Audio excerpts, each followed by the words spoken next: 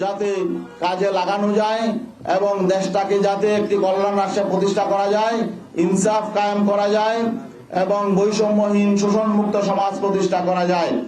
এই লক্ষ্য বাস্তবায়নের জন্য ইসলামী আন্দোলন বাংলাদেশের মোহতারাম আমির পীর সাহেব চরমনাই ইসলামপন্থী শক্তির জন্য আগামী জাতীয় নির্বাচনে ইসলামপন্থীদের একটি ভোটের একটি বাক্স হবে ওয়ান বক্স পলিসি ঘোষণা করেছিলেন এবং সেই ওয়ান বক্স পলিসির যুগান্তকারী ডাকে সাড়া দিয়ে অনেকেই হুজুরের সাথে সুর মিলিয়ে কথা বলেছিলেন এবং একটা জাগরণ তৈরি হয়েছিল, মানুষের মধ্যে প্রত্যাশা জেগে উঠেছিল।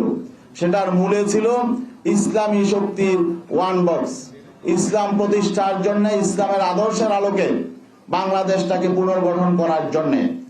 কিন্তু দুর্ভাগ্যজনক বাস্তবতা হলো আমরা দেখলাম এক পর্যায়ে এসে সেই ইসলামপন্থী শক্তির ওয়ান বক্স থেকে কেউ কেউ এটাকে রাজনৈতিক স্বার্থ হাসিলের জন্য, ক্ষমতায় যাওয়ার একমাত্র লক্ষ্য বাস্তবায়নের জন্য এটাকে এই ধারা থেকে ভিন্ন দিকে নিয়ে যাওয়ার চেষ্টা চালাচ্ছে। এই জন্য আমরা ব্যথিত, মর্মাহত। আমরা যেহেতু ইবাদতের রাজনীতি করি, আমরা আমাদের নেতা কর্মীদের সাথে প্রতারণা করতে পারি না। আমরা এদেশের ইসলামপন্থী জনতার আবেগের সাথে আমরা কিছুতেই প্রতারণা করতে পারি না। আমরা যেহেতু ইসলাম প্রতিষ্ঠার জন্য, ইসলামের সুমহান আদর্শ প্রতিষ্ঠার জন্য, ইসলামের আলোকে কল্যাণ রাষ্ট্র প্রতিষ্ঠার জন্য আমরা দীর্ঘদিন যাবৎ এখানে কাজ করে আসছি, আমরা এর থেকে বিচ্যুত হতে পারি না। এই জন্য আপনারা লক্ষ্য করেছেন যে গতকালকে 11 দলীয় জোটের ব্যানারে যেখানে আমরাও ছিলাম, সেখানে একটি সাংবাদিক সম্মেলন হয়েছে, সেখানে আসন বন্টন হয়েছে।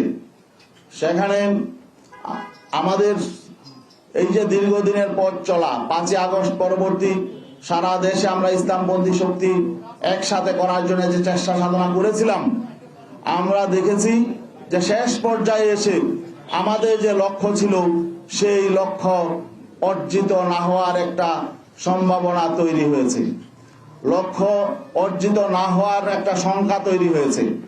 এই শঙ্কা থেকে আমরা চিন্তা করলাম আমাদের ইসলামের পক্ষের একটি বাক্সকে আমাদের হেফাজত করতে হবে। এই জন্য ইসলামী আন্দোলন বাংলাদেশ, যদিও আমরা জানি সামনে আমাদের পথ চলা হয়তো মসৃণ নাও হতে পারে,